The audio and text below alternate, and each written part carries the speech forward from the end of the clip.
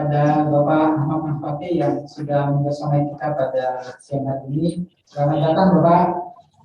Terima kasih Pak Awal. Bapak Ibu dari pemerintah Kota Bontang, khususnya Badan Pendapatan Daerah yang hari ini akan ikut melaksanakan kegiatan bimbingan teknis selama 2 hari sampai besok, yang insya Allah akan dilaksanakan selama 2 hari.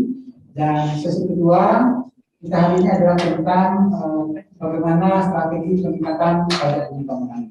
Dan saya sedikit menginformasikan kepada Bapak Ibu, Bapak Ahmad Manfati adalah dosen Fakultas Ekonomi dan Bisnis Universitas Gajah. Dari aspek sisi akademis Bapak Ibu, dan dia juga tidak hanya akademis, tapi juga adalah praktisi yang banyak melakukan riset dan pengelolaan PBB. Silakan Bapak.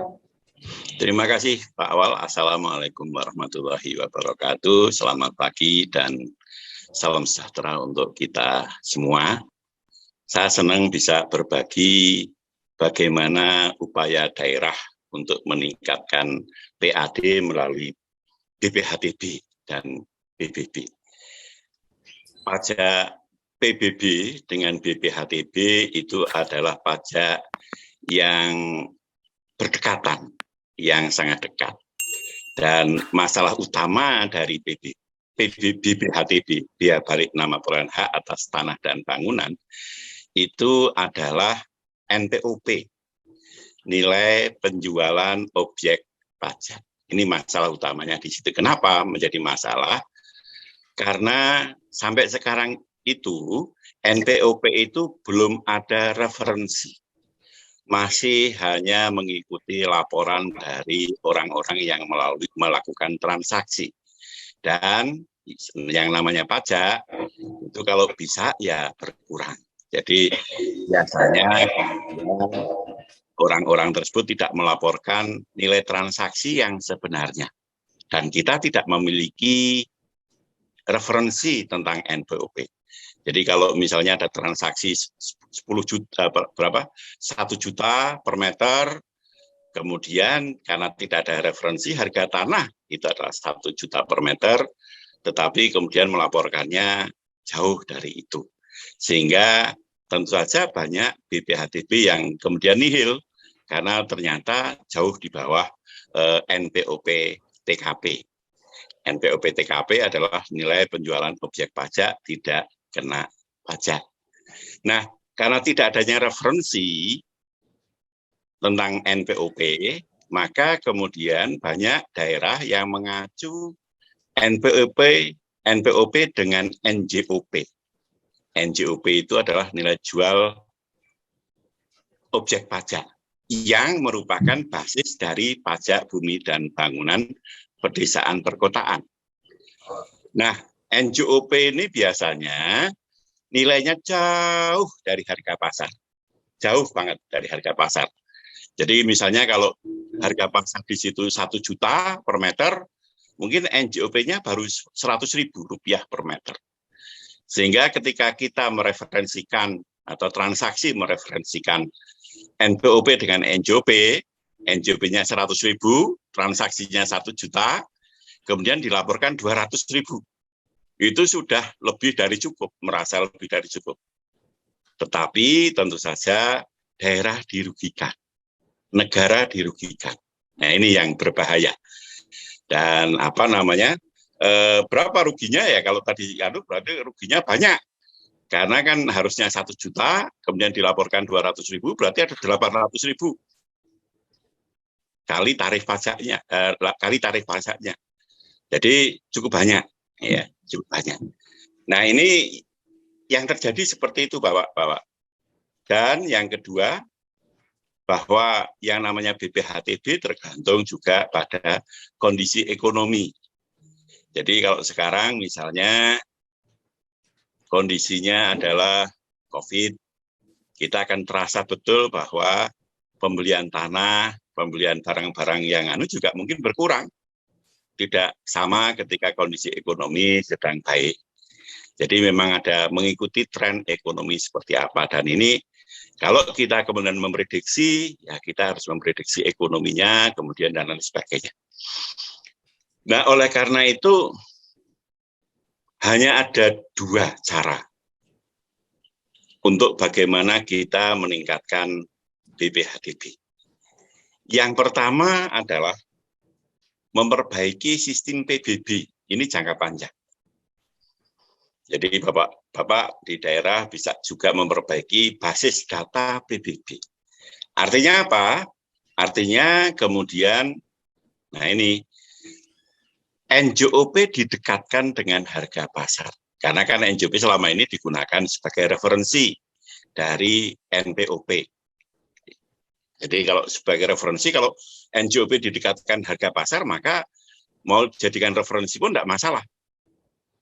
Ya. Nah, ini yang pertama.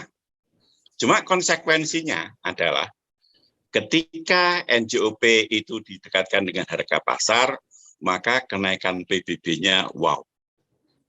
Nah, PBB di Bontang berapa? Misalnya kita katakanlah di Bontang PBB-nya katakanlah 1%, 1 per mil. 1 per mil, 1 per 1000. Jadi misalnya seperti itu, 1 per mil.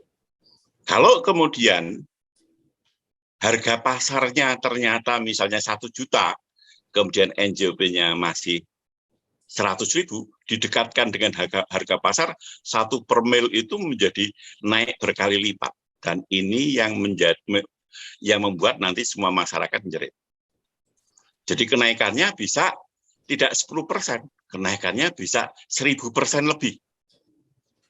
Kalau kita dekatkan dengan harga pasar. Nah, ini saya senang karena saya berbicara dengan Bapak-Bapak Dewan yang terhormat, yang membuat policy tentang perda. Ini adalah kewenangan Bapak semua untuk bisa seperti itu. Nah, pada saat yang sama, makanya saya ngomong ini jangka panjang. Pada saat yang sama ketika kita memperbaiki NJOP mendekati harga pasar, maka perlu juga daerah menurunkan tarif PBB. Sehingga kenaikannya tidak kemudian drastis. Misalnya yang saya dampingi di Kabupaten Kulon Progo atau di Kabupaten Pacitan atau Magetan. Ini semuanya sudah menurunkan tarif PBB-nya. Jadi kalau Kulon Progo itu hanya sekarang tidak lagi 1 per mil yang paling rendah, tetapi 0,3 per mil, sangat rendah. Jadi 3 per 10.000. Jadi jauh lebih kecil dari sepertiga dari itu. Sepertiga dari tarif terendahnya. Kira-kira seperti itu. Nah, ini akan menyebabkan kenaikan PBB itu menjadi wajar. Jadi NJOP-nya naik sesuai dengan harga pasar, tetapi tarifnya diturunkan. Nah, ini bagus juga untuk Bapak-Bapak dan Ibu-Ibu Dewan, karena memang seperti itulah, artinya PBB tidak terlalu memberatkan. Tapi kalau dengan tarif yang baru yang ada sekarang, kenaikan NJOP itu akan wow. Saya sebut ini jangka panjang karena memang harus dilakukan dengan hati-hati, kemudian harus ada perubahan amandemen perda dan lain sebagainya. Dan ini kewenangan Bapak-Bapak dan Ibu-Ibu yang terhormat semuanya di sini. Jadi langkahnya seperti itu. Pertama, menyamakan NJOP dengan harga pasar. Untuk bisa aman, maka tarif PBB yang merupakan kewenangan Dewan itu harus diturunkan. Nah, tentu saja untuk melakukan ini harus ada simulasinya. Nah, ini Bapak dan Ibu bisa bekerja sama dengan kami untuk bisa membantu membuat simulasi tarif mana yang terbaik untuk PBB. Nah, kalau tarif PBB-nya sudah bagus, PBB-nya sudah masuk akal, maka tentu saja NJOP itu yang direferensi menjadi NPOP tidak masalah. Tetapi ini perlu waktu. Perlu waktu yang cukup lama karena saya juga tidak tahu diskusi dengan rapat-rapat dengan Dewan bisa lama atau bisa singkat. Tetapi dengan bukti-bukti data, simulasi ini biasanya Bapak dan Ibu dari Dewan biasanya akan bisa cukup cepat melihat. Tidak ada lagi diskusi-diskusi yang kemudian tanpa data. Kalau dengan data, semuanya kita akan lihat efeknya seperti apa, siapa yang naik, kelompok mana yang naik, desa mana yang turun, desa mana yang harus naik. Ini kelihatan semua, sehingga kita tidak akan ragu-ragu untuk membuat kebijakan. Saya kira itu. Ini jangka pendek yang bisa kita lakukan. Mohon maaf, bukan jangka panjang yang bisa kita lakukan. Jadi langkahnya sekali lagi, samakan NJOP dengan harga pasar, dekatkan, bukan sama. Kalau sama, kita selalu terlambat. Dekatkan dengan NJOP dengan harga pasar. Agar masyarakat tidak bergolak, turunkan tarif PBB. Yakinkan bahwa penerimaan PBB tidak berkurang, namun kenaikannya menjadi sangat wajar. Jadi kalau misalnya naik 10%, 15% per tahun, ini mereka akan merasa nyaman dengan itu. Ya, ini merasa yang satu-satunya agar seperti itu adalah menurunkan tarif PBB. Nah, senyampang menurunkan tarif PBB, Bapak dan Ibu juga bisa membuat skenario yang lebih hebat lagi. Artinya tarif PBB-nya tidak hanya 2, mungkin dipilah menjadi beberapa tarif yang berbeda, sesuai dengan tujuan kita melindungi yang miskin, dan lain sebagainya, sesuai dengan willingness to pay dari masing-masing objek pajak. Jadi ini satu hal yang, nah yang kedua, ini jangka lebih pendek, itu adalah membangun INT. Ini tentu saja pemerintah daerah bisa kemudian melakukannya tanpa harus hanya perlu izin memberitahu ke Dewan, karena itu adalah kewenangan lebih administrasi. Yaitu daerah bisa membangun peta referensi NPOP. Saya kira kalau tidak dengan perda, itu bisa juga cukup dengan keputusan wali kota misalnya, karena itu mengacu kepada perda tentang BPHTD. Mestinya seperti itu. Nah, peta INT itu memang dibangun itu tetap begini, Bapak. Jadi kita akan membuat peta referensi terkait dengan nilai jual objek pajak, terkait dengan nilai tanah di daerah kita sendiri, yang kita sebut dengan indikasi nilai, ya, indikasi nilai tanah INT. Nah, kalau kita sudah memiliki ini, maka mestinya harus ada keputusan dari bupati atau wali kota untuk kemudian agar referensi NPOP itu direferensikan ke sana. Nah, proses membuat INT, ini mungkin nanti akan ada kelas khusus ya teknisnya yang akan membahas bagaimana membuat INT. Itu adalah sama satu helaan nafas dengan perbaikan PBB. Jadi pemetaan PBB. Kalau pemetaan PBB itu kebijakannya kan NJOP itu sebetulnya adalah harga pasar minus-minus. Minus-minus apa? Minus kebijakan, minus kondisi ekonomi, minus kebijakan pemerintah, dan lain sebagainya. Sehingga kadang-kadang tidak mencerminkan harga pasar yang sebenarnya. Nah, ini proses itu harus dilalui dengan harga pasar yang sebenarnya. Proses itu harus dimulai dengan harga pasar yang dahulu. Jadi kemudian kita akan memiliki peta yang kemudian, oh titik ini, di sekitar ini harganya seperti. Jadi semacam zona per kelurahan, per desa, ya. Bahkan kemudian per poligon, per parcel yang bisa kita lihat. Nah, INT itu jauh lebih cepat, karena ya kalau misalnya kita memperbaiki PBB, itu hanya sebagian depannya, kira-kira 30% dari pendataan PBB itu bisa digunakan untuk menjadi INT. Jadi memang langkahnya lebih cepat, makanya saya sebut sebagai jangka pendek, ya, jangka pendek.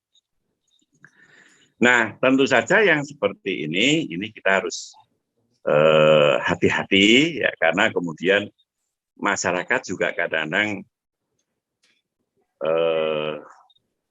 kalau kemudian berbagai hal ya, masyarakat kemudian juga kenaikan itu menjadikan ramai. Ya. Jadi kita harus hati-hati dengan itu. Tetapi biasanya masyarakat juga tidak berkeberatan dengan misalnya transaksi pertama. Orang banyak ya, kecuali kalau orang itu transaksi tanah itu kan tidak setiap tahun satu orang itu melakukan yang sama. Paling seumur hidup itu 2-3 kali lah, 1-2-3 kali seumur hidup. Sehingga kenaikan kalau harga itu sudah disosialisasikan, kemudian sudah ada referensinya, insya Allah itu akan menjadi jauh lebih baik, jauh lebih baik. Nah, demikian ya. Saya kira itu awal dari secara umum bagaimana strategi menaikkan BPHTB. Saya ulang, ada jangka panjang yaitu memperbaiki NJOP. Berarti kita memperbaiki kinerja dari PBB sebetulnya. Ya, kinerja PBB. Yang kedua, basis data PBB. Yang kedua adalah dengan cara mengembangkan peta INT tapi untuk sementara.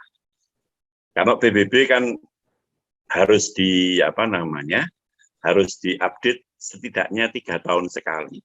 Maka INT juga berlaku tidak selamanya. INT juga berlaku 3 tahun sekali. Tetapi kalau misalnya data PBB-nya sudah bagus, maka INT itu tidak diperlukan. Tidak diperlukan. Nah, oleh karena itu, kadang-kadang ketika kita bicara bagaimana menaikkan BPHTB, ini saya kira satu-satunya jalan adalah menaikkan bahasanya itu adalah kepatuhan dari wajib pajak BPHTB. Patuh itu artinya apa? Artinya melaporkan apa yang sebenarnya. Ya. Jadi seringkali kan misalnya tadi transaksinya 1 juta, tetapi kemudian yang dilaporkan hanya 200.000. Nah, ini sebetulnya kalau di dalam bahasa teori perpajakan disebut dengan tax evasion, penggelapan pajak. Bukan penghindaran pajak. Kalau penghindaran pajak itu masih legal, masih diperkenankan. Tidak ada unsur pidananya. Tetapi kalau tax evasion itu ada unsur, tidak hanya unsur administrasi, tetapi juga ada unsur pidana.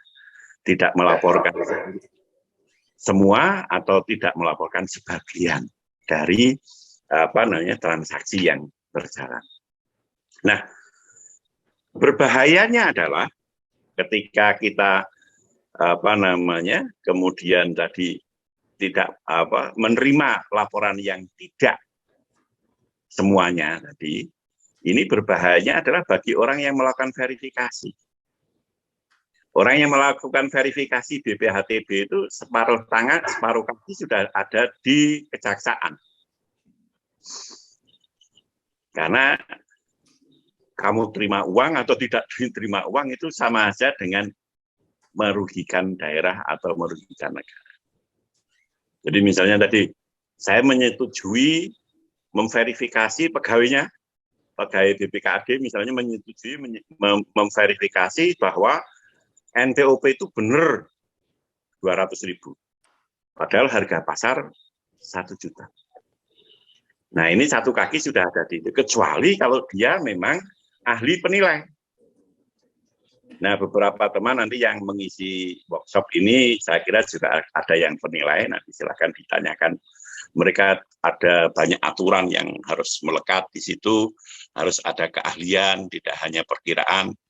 Sehingga ada etika penilaian. Kalau teman-teman penilai ketika salah itu tidak langsung ke pidana, tetapi ke Dewan Etika dulu. Jadi kayak dokter. Jadi Dewan Etika, kalau kemudian secara etik itu sudah benar, berarti tidak bisa disalahkan. Tapi kalau secara etika itu salah, ya atau ada prosedur yang tidak benar, maka itu bisa salah. Nah, teman-teman kita di daerah itu banyak yang bukan penilai Bapak dan Ibu-ibu. Mereka tidak pernah kuliah untuk mendapatkan ilmu penilaian. Nah, ini berbahaya sebetulnya. Saya aja kalau di daerah gitu diminta jadi verifikator BPHTB agak takut. Karena seperti satu kaki ada di itu. Kecuali kalau dia adalah penilai yang kemudian bisa menilai berapa nilai tanah dan atau bangunan yang ditransaksikan. Nah, ini yang harus hati-hati, ya, harus hati-hati. Oleh karena itu, apakah kemudian mengembangkan PBB atau BPHTB, kita memerlukan sumber daya manusia penilai. Dan ini sekolahannya cukup jarang. Kalau di UGM ada 2, yaitu di D4 penilai. Jadi D4 penilai di vokasi. Ya, saya kira Pak Awal tahu tempatnya, karena Pak Awal pernah mengajar di sana ya. Kemudian kalau kemudian di S2-nya di MEP. Tapi kalau misalnya ingin ke Medan juga ada di Medan yang sekolah penilai. Jadi monggo ya, monggo.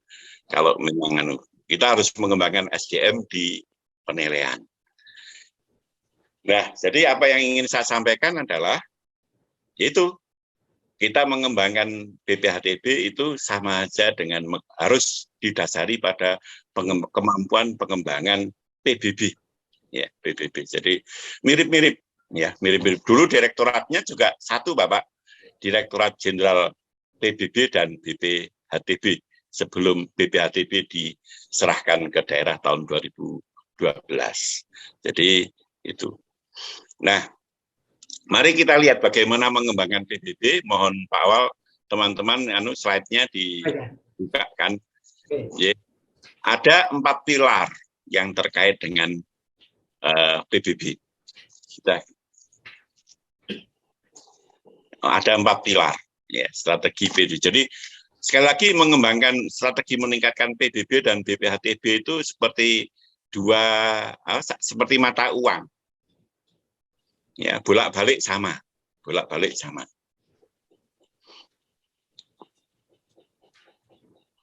Jadi kalau kita lihat ada 2 pilar, ada 4 pilar. Kita lihat dimulai dari pilar dulu Pak Awal. Ya, kita punya yang pertama adalah kelembagaan, SDM, kemudian sistem operating procedure, SOP, kemudian pelayanan dan potensi PBB2. Ini pilarnya. Dan kelembagaannya termasuk salah satunya adalah yang penting adalah Bapak Dewan. Ya, jadi Bapak anggota DPRD itu merupakan kunci terpenting karena Bapak dan Ibu lah yang kemudian menetapkan tarif. Menetapkan berbagai kebijakan terkait dengan PBB dan BPHTB. Jadi kira-kira seperti itu. Tarif itu tidak bisa diubah atau tidak bisa diputuskan oleh Pak Kepala Daerah. Yang bisa mengubah adalah Ibu dan Bapak sekalian. Jadi kewenangannya istilahnya kalau di teori ekonomi adalah policy measures-nya ada di Ibu dan Bapak sekalian. Tarif. Ya. Makanya tarif itu harus dengan perda. Kalau menurunkan tarif berarti dengan dengan amandemen perda yang sudah ada. Kemudian yang kedua adalah SDM. Nah, SDM ini saya kira ada di eksekutif. Yang terkait dengan itu yang diperlukan adalah saya kira ahli penilai. Jadi yang kita lihat penilai dan kemudian ahli hukum dan TI. Kenapa? TI karena PBB itu biasanya menyangkut jumlah yang banyak. Excel bisa enggak Pak? Ya bisa, cuma enggak jadi repot karena jumlah Excel itu kolom dan barisnya terbatas. Sehingga memang kemudian yang dilakukan dulu oleh Direktorat Jenderal PBB itu kemudian membangun apa yang disebut dengan sismiop. Ya, sismiop. Yaitu satu program yang digunakan untuk mengelola PBB. Jadi kalau kita lihat itu kemudian juga akuntan serta kemudian ahli hukum. Karena yang terkait dengan tanah itu tentu saja harus ada hukum-hukum pertanahan, ya, koordinasi dengan BPN, dan lain sebagainya. Jadi memang ini satu hal. Kalau ini kemudian, dan yang paling lemah di daerah adalah penilai. Saya tidak yakin di Bontang sudah ada penilai yang cukup banyak, yang kemudian bisa membantu untuk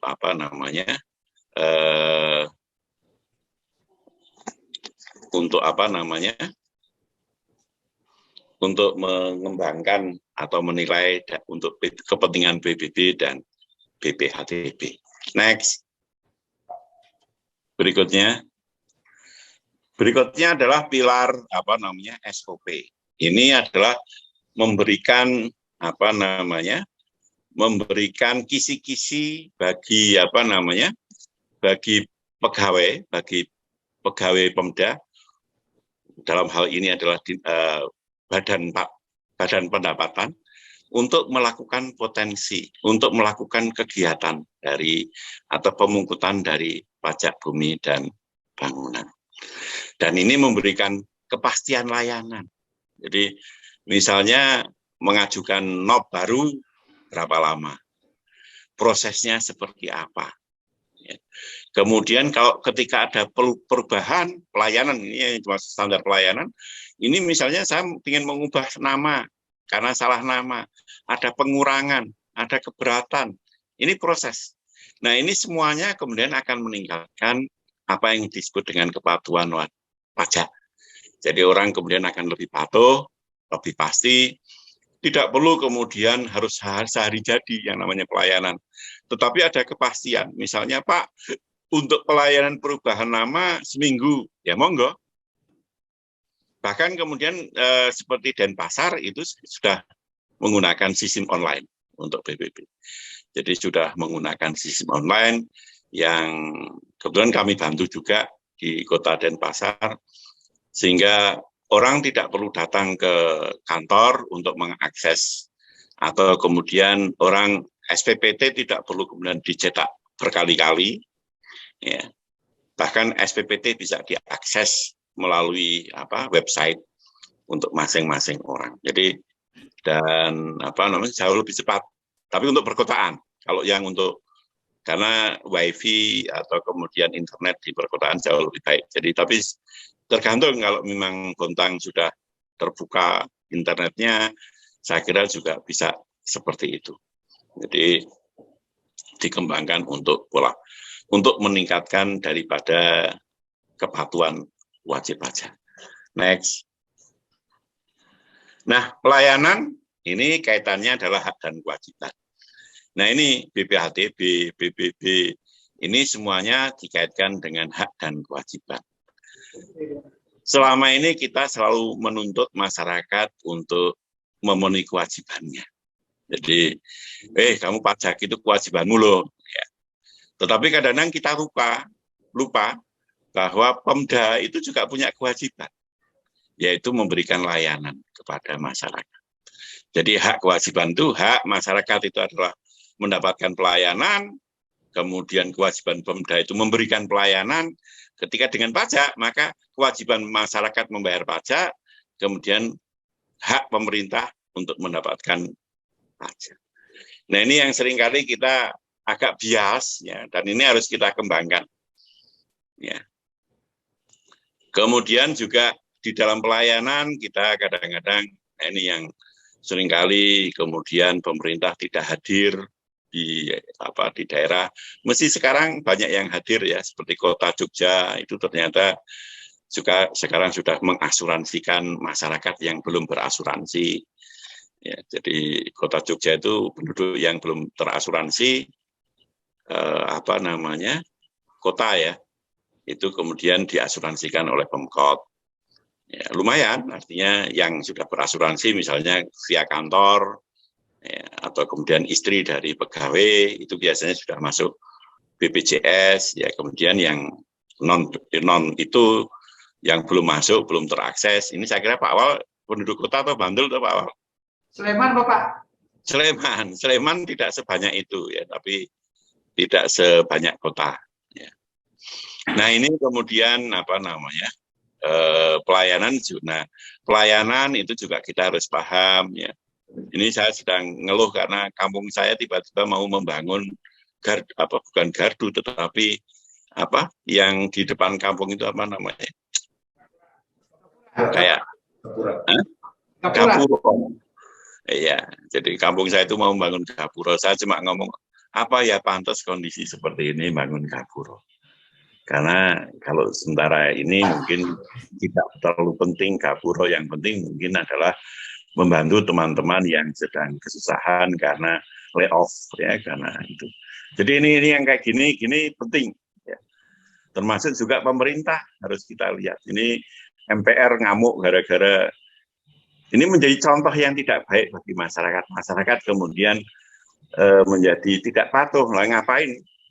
Ya, saya bukannya pro Bu Sri Mulyani, tetapi apa yang diomongkan oleh Pak Ketua MPR tentang copot Bu Sri Mulyani gara-gara anggaran MPR dikurangi.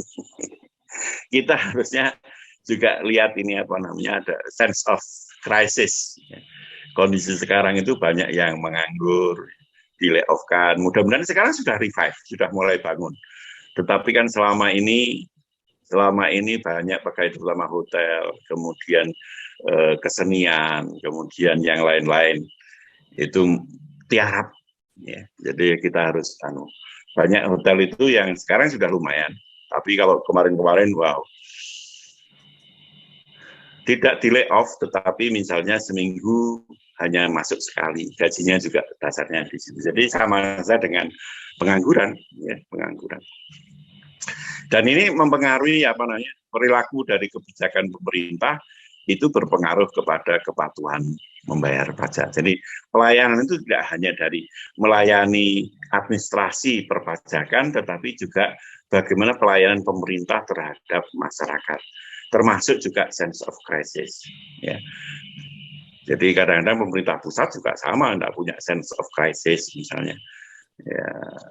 Ya, tapi itulah ya, kadang-kadang hal-hal yang alasannya Pak ini sudah dianggarkan. Nah, memang saya bisa memahami mengalihkan anggaran itu bukan hal yang mudah, ya, bukan hal yang mudah. Harus ada dasar hukum yang kuat, ya, jangan. Tapi itulah yang kadang-kadang kita tidak memiliki sense of crisis. Ya, selama COVID ini banyak sekali kegiatan-kegiatan pemerintah yang di luar sense of crisis.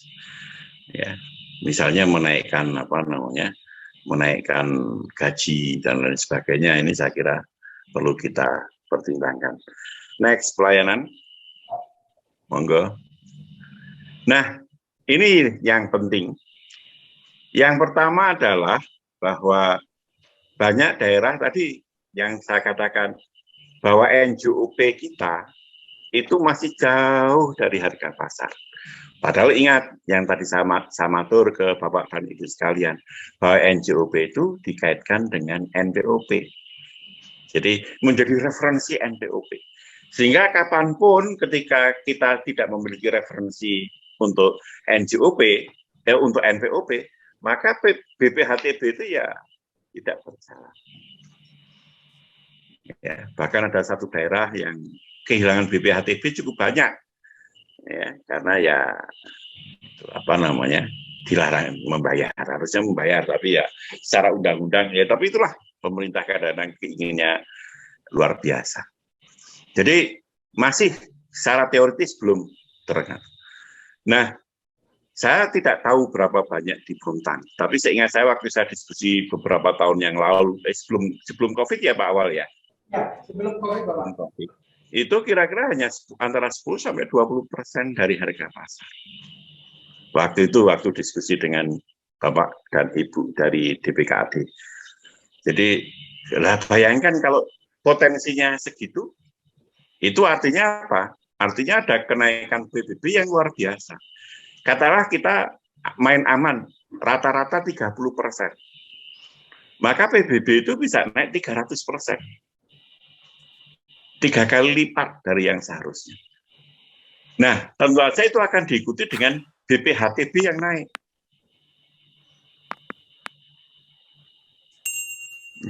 BPHTB yang naik.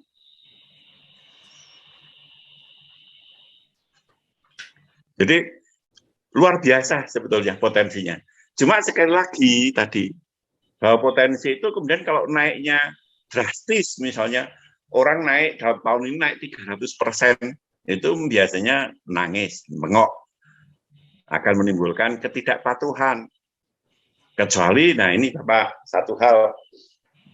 satu contoh misalnya, di Bontang juga sudah lama tidak dipetakan. Jadi peta PBB-nya sudah out of date istilahnya. Bahkan teman-teman seingat saya belum pernah memanfaatkan peta di sana. Jadi pemanfaatan peta di dalam pengelolaan PBB dan BPHTB itu sangat membantu dan sangat mendukung untuk potensi. Jadi kalau misalnya petanya adalah tahun 2004 atau tahun 2000, katakanlah 2007 yang terakhir. Peta yang dari Kementerian dari DJP, peta warisan dari sana. Itu mungkin yang paling akhir tahun 2004, kalau belum pernah diupdate. 2004 itu sudah hampir 20 tahun yang lalu. Dinamika pemanfaatan tanah itu saya kira sudah luar biasa di Bontang. Dulu tanah-tanah kosong yang isinya hanya PBB bumi, itu mungkin sudah menjadi tanah dan bangunan, yang mestinya harusnya juga ada bangunannya, PBB bangunan. Nah, ini kalau kemudian kita survei baru, kita petakan baru, maka wow, apalagi Bontang kota yang sangat berkembang, perumahannya banyak berkembang di sana. Ini pasti luar biasa. Jadi tidak usah merubah tarif saja, tidak usah ada perubahan policy saja, hanya mendata ulang tanah-tanah kosong dan tanah yang berbangunan.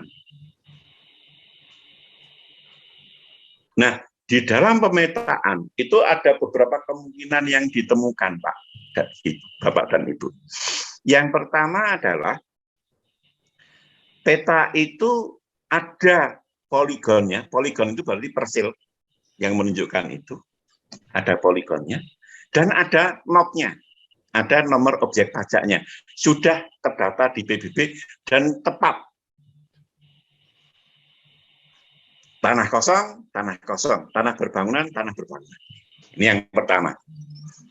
Yang kedua, ada notnya, ada poligonnya, ada notnya. Tetapi isinya sudah berbeda. Kalau dulu adalah tanah kosong saja, sekarang tanah berbangunan. Nah, ini yang menjadi objek ekstensifikasi kita. Intensifikasi kita. Karena apa? Kemudian PBB bangunannya masuk. Nah, ini banyak yang kasus yang saya temui yang seperti ini, orang menjadi diputihkan saja. Tidak perlu kemudian, kamu bangunnya tahun berapa? Ya, kita tahun konangannya ya kita masukkan sebagai. Dan ini biasanya tidak mengeluh. Karena mereka tahu, oh dulu saya tidak, kita harus mengingatkan, mereka sudah menikmati bebas pajak selama dari rumah dibangun sampai kemudian dibayar PBB tidak bayar. Mereka tidak masalah yang seperti itu. Ya, jadi kalau yang tadi yang sudah benar, peta sesuai dengan kondisi yang dulu dan sekarang tidak masalah. Ya. Tetapi juga ada peta ya dengan bangunan yang kemudian bangunannya ternyata sudah baru. Nah, pemetaan itu bisa mampu seperti itu. Artinya dulu bangunannya rumah tipe 60. Tahun sekarang sudah dikembangkan menjadi tipe 120. Maka PBB bangunannya juga bergerak. Nah, pemetaan itu bisa dilakukan dengan citra satelit. Memang harga petanya cukup mahal, ya, dan prosesnya juga berat karena itu harus manual dalam konteks tertentu. Ya, kalau yang kami kembangkan memang pemetaan berbasis partisipasi masyarakat karena kita tidak tahu ini punya siapa. Jadi kesulitan memetakan adalah bukan kemudian Pak petanya sudah ada, memang sudah ada, gampang. Tetapi memasukkan poligon ke NOP itu yang perluan. Pak, kami dengan BPN sudah ada, ya, tetapi tidak match. Itu pekerjaannya sama seperti apa namanya, orang sudah punya rumah kemudian bangun rumah lagi. Karena harus bangun seperti itu. Jadi tidak semudah itu. Untuk referensi ya, tetapi harus bangun ulang. Jadi yang paling mudah ya memang membangun sendiri daerah untuk pemetaan. Ini yang tadi ada poligon, ada notnya. Jadi variasinya tadi ada poligonnya, ada knobnya. Kemudian knobnya di dalam yang poligonnya itu ada yang kosong, kemudian berubah jadi ada bangunannya. Ini adalah ekstensifikasi. Atau kemudian bangunannya bertambah. Sudah ada bangunannya, tapi bangunannya berubah. Ini juga bagian dari ekstensifikasi. Dengan pemetaan seperti ini, daerah bisa dengan mudah memberikan SPOP dan LSPOP baru ke wajib pajak. Tidak kemudian asal memberikan. Jadi lebih fokus. Oh, mana saja yang kena. Ini yang pertama. Yang kedua, Bapak dan Ibu, ketika kita memetakan, itu bisa juga ada poligonnya, tetapi tidak ada knobnya. Jadi belum terdata. Ya, belum terdata. Ini banyak juga terjadi seperti itu.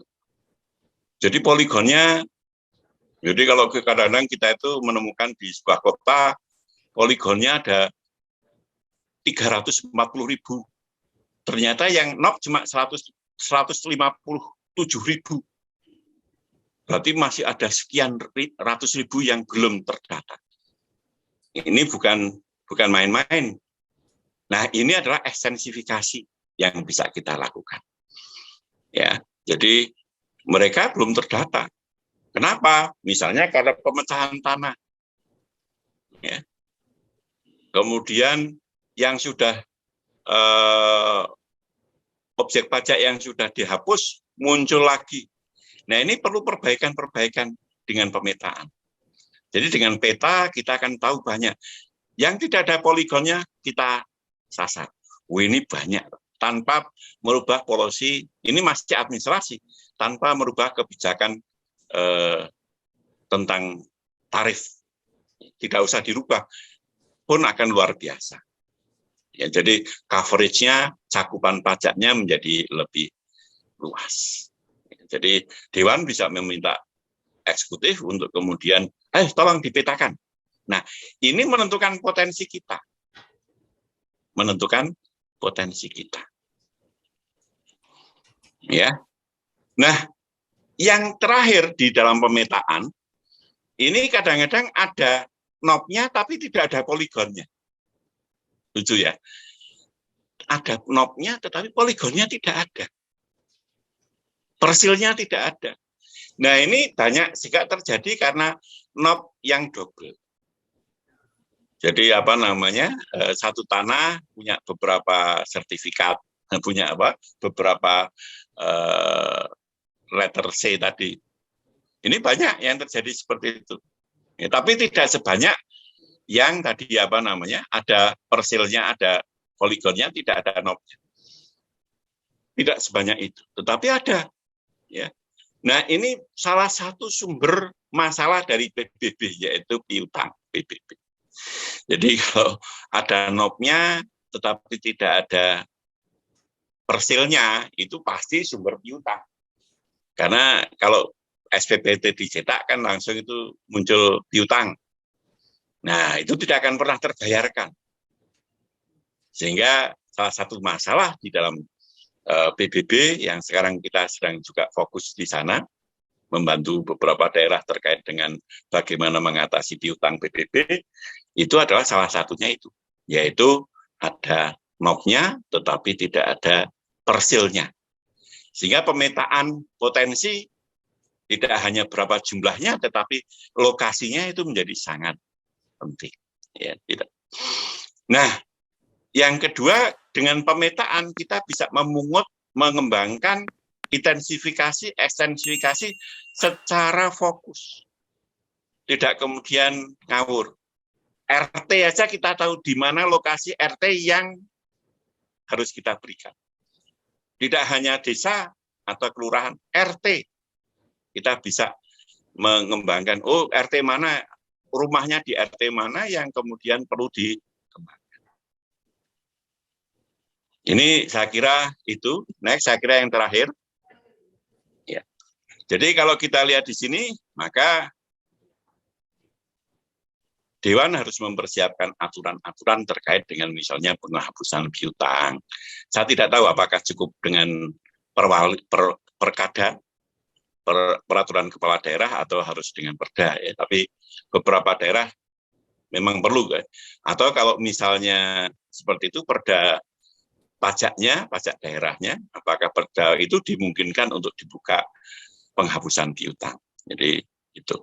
Nah, di daerah memang sekali lagi SOP-nya itu belum cukup baik, ya. Kemudian kapasitas sumber daya manusianya belum bagus, ya. Mungkin sudah ada yang banyak yang bagus, tetapi tidak pada penilai, ya, pada penilai.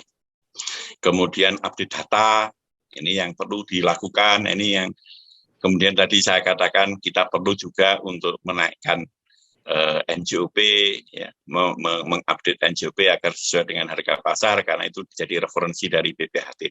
Jadi saya kira demikian, ini sudah 11:30. Terima kasih atas perhatiannya, mudah-mudahan bermanfaat diskusi kita hari ini. Assalamualaikum warahmatullahi wabarakatuh. Waalaikumsalam warahmatullahi wabarakatuh. Kita beri aplaus buat pertanyaan. Jadi luar biasa. Jadi beliau ini sebetulnya dulu pernah bantu beliau sampai sekarang itu proses pendaerahan PBB. Jadi tahu betul bagaimana roh dari PBB, ya, kemudian didaerahkan, dan sekarang beliau banyak mendampingi, saya kira kabupaten kota di Indonesia tentang bagaimana pengelolaan PBB yang baik ke depan. Tadi menarik ya, kalau kemudian untuk berbicara tentang PBB Kota Montang, mungkin kita harus mulai dengan istilahnya beliau itu ada akademik papernya. Kita mulai merunut sebetulnya apa yang sedang terjadi, lalu tahapan apa, dan khusus pada PBB dan BKTB. Karena tadi nampaknya dinamikanya banyak sekali hal-hal yang mencuat di permukaan dalam diskusi kita. Saya kira itu kita berterima kasih sudah mendapatkan banyak pencerahan dan ilmu yang sudah dibagikan kepada kita semua. Dan mudah-mudahan Bapak sehat terus. Dan matur nuwun Pak Awal. Matur nuwun Bapak. Assalamualaikum warahmatullahi wabarakatuh. Waalaikumsalam. Mohon pamit.